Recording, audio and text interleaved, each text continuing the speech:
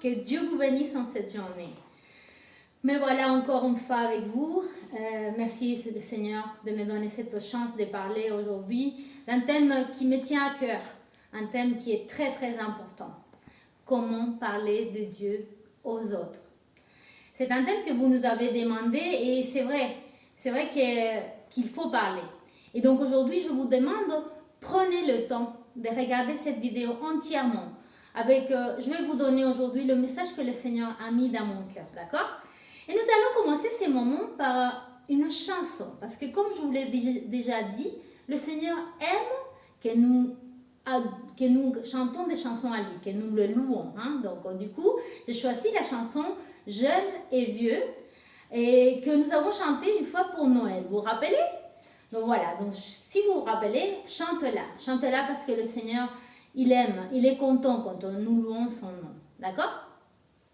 Jeunes et vieux se réjouiront ensemble, les jeunes filles danseront de joie. La la la la la la la la la la.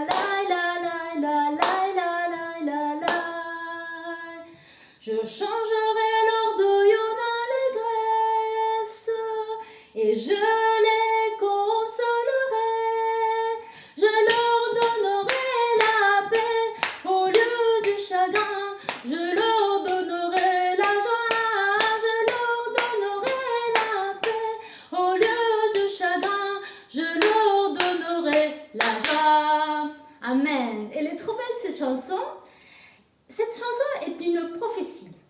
J'ai l'impression que c'est le Seigneur qui nous la chante. Quand nous serons là-bas dans le ciel, les jeunes et les vieux, ils seront ensemble, ils danseront, ils chanteront, et le Seigneur, il va enlever toute la tristesse de nos cœurs, il va nous donner la joie, il va nous donner la paix. Hein? Quelle promesse merveilleuse, j'adore vraiment. Et donc, par rapport au thème d'aujourd'hui, comment parler de Dieu aux autres? On peut faire les choses comme ça parce qu'on nous le dit de faire. Mais aujourd'hui, je vous propose de vous poser quelques questions. La première question que nous allons nous poser aujourd'hui, c'est pourquoi?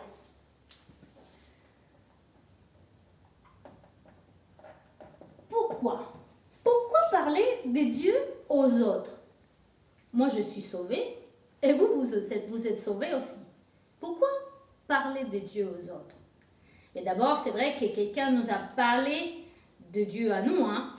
Il y a eu quelqu'un, peut-être notre maman, notre famille, un ami, un voisin qui est venu nous donner le message, hein, qui nous a parlé de Dieu à un moment. Et donc, nous, on doit faire à notre tour ça. On doit parler de Dieu à toutes les personnes que nous connaissons. Mais il y a deux raisons pour lesquelles nous allons parler de Dieu. D'abord, par amour à Dieu. Donc, par amour à Dieu. Le Seigneur, il nous a tant donné.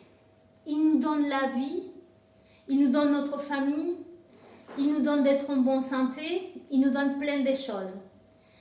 Et ça, tout ça, ça a fait que nous l'aimons. Regardez ce qu'il a fait sur la croix pour nous. Nous l'aimons, le Seigneur. Et la façon dont nous allons lui montrer, c'est en étant obéissants envers lui. Donc, on va prêcher la parole de Dieu parce qu'il nous a demandé de le faire. Comme Louane a lu le verset, d'accord? De prêcher dans le monde entier à toute créature. Le Seigneur nous a commandé de le faire. Donc, par amour à Dieu, nous allons prêcher sa parole. Mais aussi, par amour aux autres. Donc, par amour aux autres. Et pourquoi par amour aux autres? La Bible elle parle de deux endroits, d'accord? Deux endroits où une âme, une personne qui laisse la terre, qui décède, elle peut aller dans deux endroits. D'abord, elle va parler d'un endroit de consolation, un endroit d'amour. Le Seigneur nous a promis de préparer une place pour nous près de lui. L'amour sera là. La paix, la joie, vous l'avez entendu dans la chanson que nous avons chantée. Hein? On sera en paix, le Seigneur sera là à nous conforter, à nous donner tout ce que nous avons manqué peut-être sur la terre. D'accord? Et donc tous ceux qui sont sauvés, qui croient en Dieu, nous allons aller dans cet endroit qu'on peut appeler le ciel. D'accord? Que la Bible parle du ciel. Mais après la Bible, attention, elle parle aussi d'un autre endroit.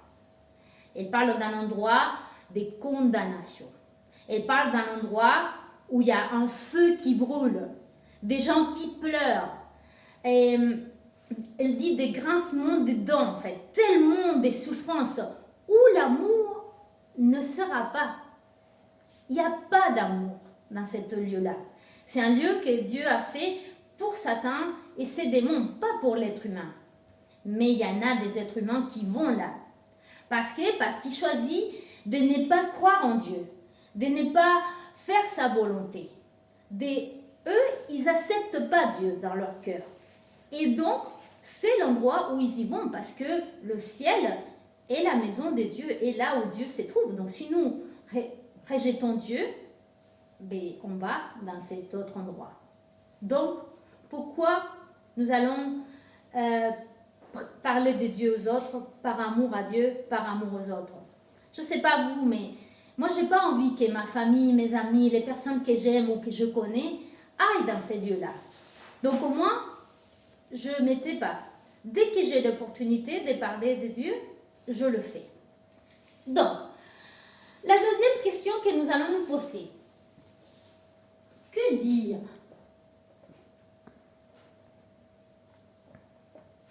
Qu'est-ce que nous allons dire? Mais en fait, il y a deux choses. Je ne veux pas dire qu'il y a deux messages, mais il y a deux choses. Il y a un seul message que nous devons dire. C'est le message de la croix. Le message qui va sauver l'humanité, qui a sauvé l'humanité jusqu'à aujourd'hui, qui va la sauver, c'est le message de la croix. De ce que Jésus a fait pour nous sur la croix. L'être humain, il a péché, il a commis un péché. Tous les jours, nous faisons des mauvais choix, des choix que nous savons, ou que parfois nous ne savons même pas, que Dieu n'aime pas. Et ça nous éloigne de Dieu. Le péché, il nous éloigne de Dieu. Il ne peut pas être près de nous si nous avons péché. D'accord? Et c'est là où Jésus, quand il est venu et qu'il a donné sa vie pour nous, il a payé le prix de ses péchés pour l'effacer. Donc, ce que Jésus a fait sur la croix efface tous nos péchés, les condamnations, les pactes, toute la méchanceté, tous les crimes que nous avons pu faire. Si une personne a tué quelqu'un, c'est quelque chose de terrible, c'est grave. Mais Dieu, à travers Jésus, il lui pardonne. Parce que Jésus, quand il est mort sur la croix, il a énormément souffert. Il a eu un châtiment énorme sur sa vie, sur son corps. Mais c'était le prix à payer pour les péchés de toute l'humanité, les tout petits péchés et les gros péchés. D'accord? Donc, c'est le message de la croix que nous allons donner. Mais aussi, il y a un autre message que nous allons donner. Alors, et pour ça, je vais vous raconter l'histoire de la Bible qui est en Marc 5, verset 1. Donc là, je vais vous le résumer. Donc Jésus, quand il a commencé son ministère, il a commencé à aller partout aux alentours. Il prenait le bateau et il marchait beaucoup pour aller prêcher la bonne nouvelle du royaume de Dieu. D'accord? Il allait, il parlait, il guérissait, il faisait preuve de beaucoup d'amour vers tout le monde, hein? Surtout sur les pécheurs, sur les personnes qui étaient mauvaises. Hein? Il n'allait pas voir les sacerdotes, les gens qui étaient à l'église toute la journée. Non, il allait voir toutes les personnes qui étaient mal aux yeux de Dieu. Il leur montrait leur amour. D'accord? Et donc, à un moment, il va aller dans le pays des Gadaréens. Et quand il arrive avec ses disciples, il arrive là. Mais en fait, il y a une personne, un homme qui vient vers lui qui est complètement possédé. Il a beaucoup d'esprits et de démons en lui. Donc, ça faisait qu'il avait un comportement qui n'était pas normal. Déjà, lui, il dormait dans un cimetière, dans les sépulcres. Il dormait là. Imaginez-vous, la nuit peut-être qu'il avait froid en fait et tout ça, mais il était hors de soi. C'était tous ces démons qui étaient avec lui. Et les gens, ils avaient tellement peur de lui qu'ils voulaient l'attacher avec des chaînes. Il cassait les chaînes. Imaginez-vous la force qu'il avait par rapport à ces démons qu'il avait en lui. Et donc Jésus, quand il arrive, bien sûr qu'il a délivré, bien sûr qu'il a demandé à tous ces démons de sortir de cet homme. Et ils sont allés avec à des pourceaux qui étaient là. Hein. Et donc, imaginez-vous ces miracles. Ces personnes-là qui avant étaient plus ou moins comme un animal, quoi, parce qu'il parlait avec personne, il n'arrêtait pas de crier.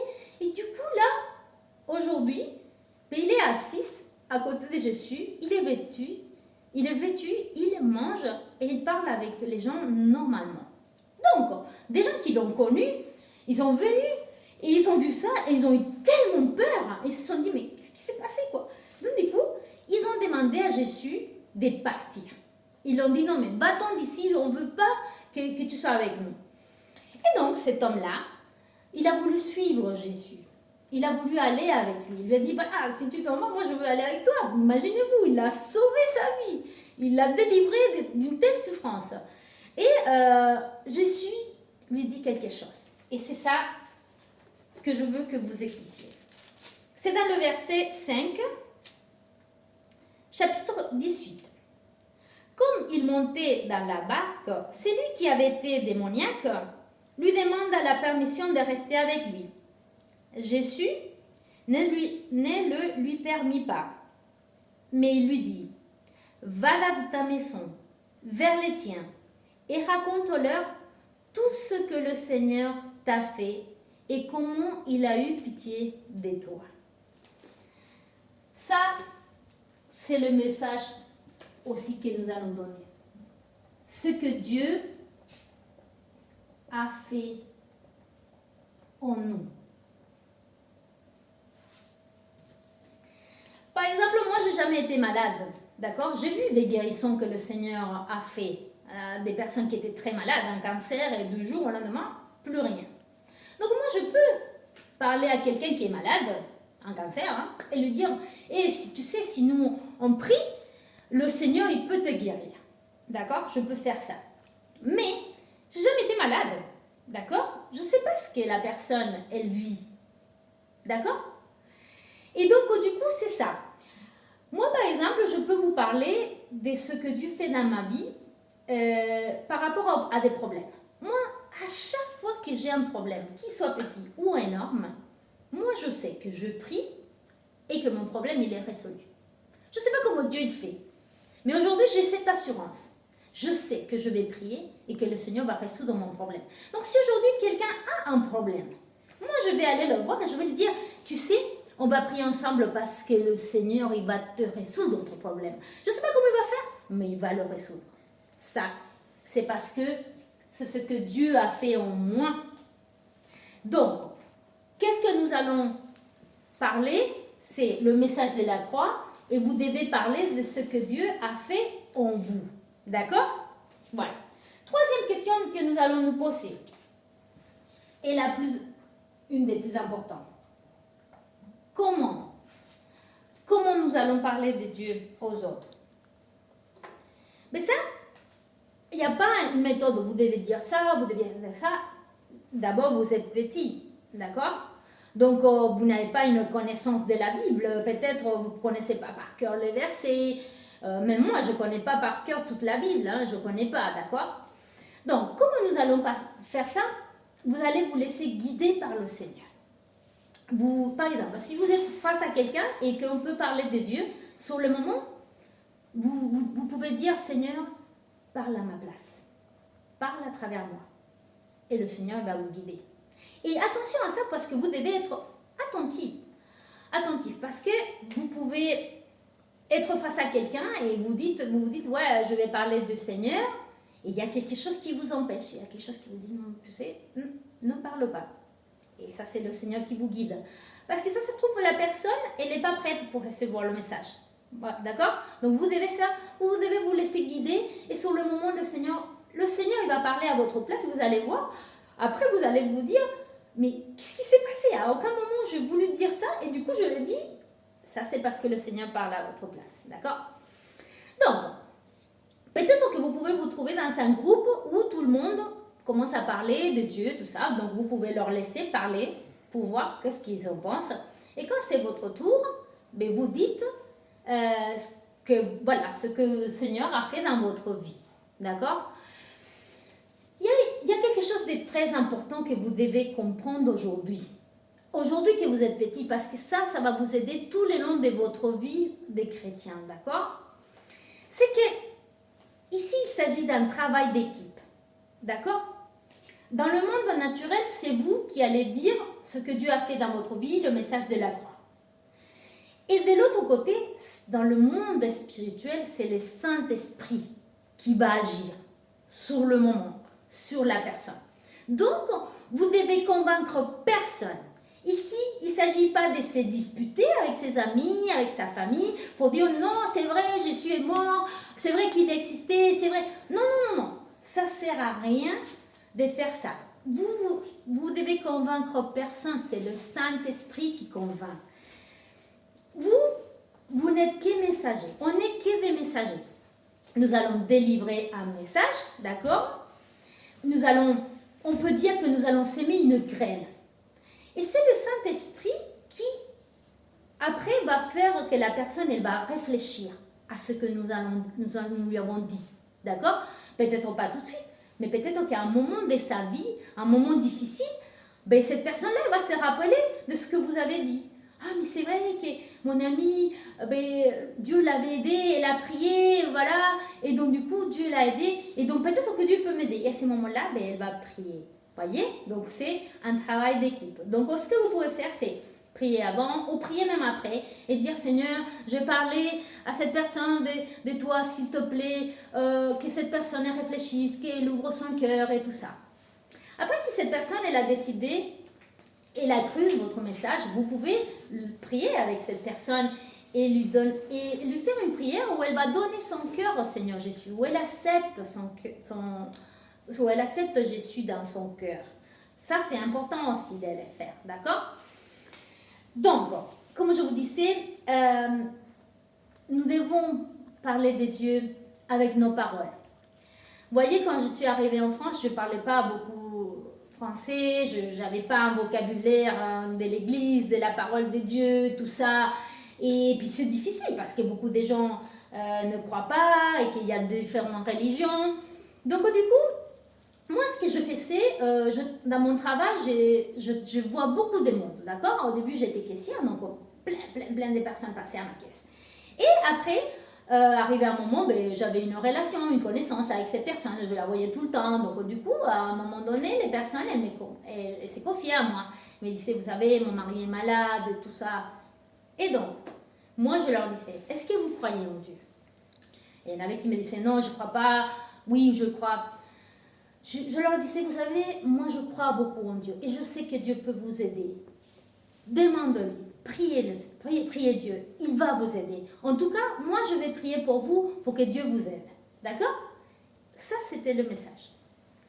Je n'avais pas cité voilà, le message de Jean 3,16 où dit que Jésus est mort, qu'il a donné sa vie pour tout. Non, je n'ai pas cité la Bible, je ne me suis pas mis à lui faire une prédication. Je ne lui ai même pas parlé de moi. Je lui ai donné le message que j'ai pu lui donner parce que je n'avais pas beaucoup de temps non plus. Je ne pouvais pas m'éterniser à parler à elle parce que j'avais d'autres clients. Mais je lui ai donné mon message, celui que le Seigneur m'a mis dans mon cœur. Les enfants, nous lisons la Bible.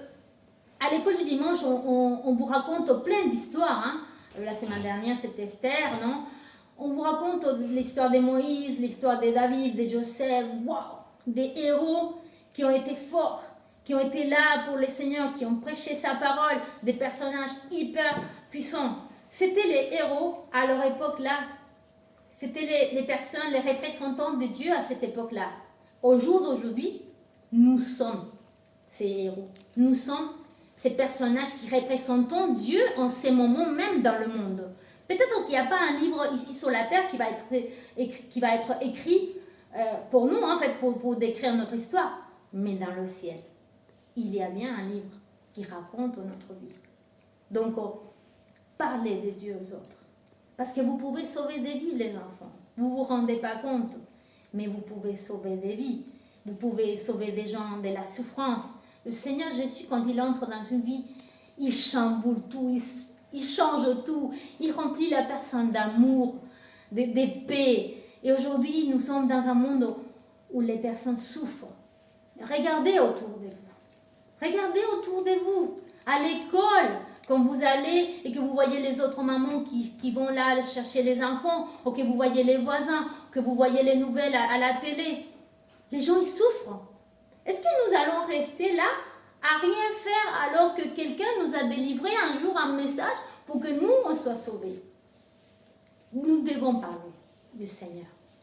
D'accord? Donc nous allons finir ces moments avec une prière, mais pas n'importe quelle prière. Je voudrais que ce soit une prière sincère envers Dieu. Où vous lui dites, Seigneur, je suis là pour toi. Je suis ton représentant aujourd'hui sur la terre et je veux être là pour toi. Guide-moi. D'accord? Seigneur Jésus, merci parce que tu nous accompagnes en ces moments où tu nous parles, Seigneur. Nous te laissons notre vie dans tes mains, Seigneur. Sers-toi de nous, Seigneur Jésus. Sers-toi de nous, Seigneur. Sers-toi de nous pour sauver les vies, mon Dieu. Touche le cœur de tous ces enfants, de toutes ces personnes qui regardent ces vidéos en ces moments même, Seigneur. Oh Seigneur Jésus, fais des guerriers et des guerrières, Seigneur. Oh Seigneur, disposez, mon Dieu, à se battre pour toi, pour défendre ta parole, pour prêcher ta parole, pour donner ta parole à tous ces gens qui souffrent, Seigneur Jésus. Je les laisse dans tes mains, Seigneur, pour que tu touches leur cœur et leur esprit en ces moments même. Et je prie pour tous ceux qui souffrent, Seigneur, pour que tu prépares leur cœur pour recevoir ta parole. La parole que tous ces enfants, que toutes ces personnes qui écoutent cette vidéo vont répandre, Seigneur, à partir d'aujourd'hui. Je le déclare en ton nom, Seigneur Jésus. Sois glorifié et merci pour nous avoir sauvés, pour ces messages, pour le message de la croix, Seigneur, pour cet amour que tu as envers nous. Seigneur, à toi la gloire, Seigneur Jésus. Au nom de Jésus. Amen. C'est tout pour aujourd'hui, les enfants. Je vous fais un gros bisou et je vous dis à la prochaine.